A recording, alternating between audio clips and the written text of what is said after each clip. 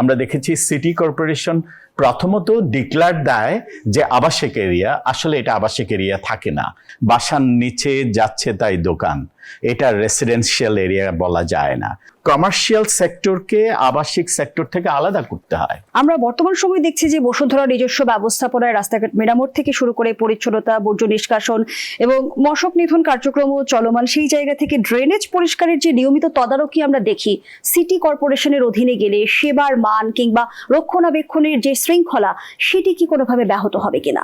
Definitely হবে এই জন্য, কারণ আপনি দেখেন আমার কাছে কিন্তু কিছু এক্সাম্পল হচ্ছে, আপনি যদি আফতাবনগর দেখেন, বনশ্রী যেটা আগে ছিল প্রাইভেট সেক্টরে, বসুন্ধরার মতোই আলাদা প্রাইভেট সেক্টরই নিয়ন্ত্রণ ছিল, বাট যখনই চলে যায় সিটি কর্পোরেশনের আন্ডারে, আজকে আপনি বনশ্রী যেয়ে দেখেন, আজকে আপনি আফতাবনগরে যেয়ে দেখেন, বাসার নিচে যাচ্ছে তাই দোকান, এটা রেসিডেন্সিয়াল এরিয়া বলা যায় না।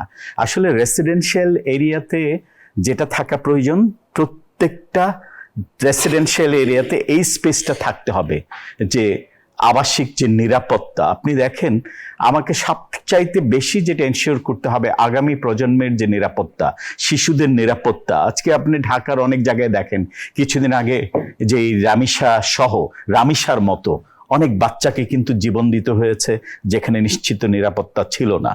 আপনি দেখেন পাশের ফ্ল্যাটে, পাশে আপনার প্রতিবেশী কে হচ্ছে, কে আসছে, কে মোবাইলের দোকানে আসছে, কে বিকাশের দোকানে আসছে, কে মুদির দোকানে আসছে।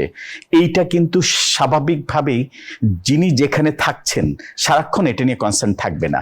এই জন্যই কিন্তু কমার্শিয়াল সেক্টরকে আবাসিক সেক্টর থেকে আলাদা করতে হয়।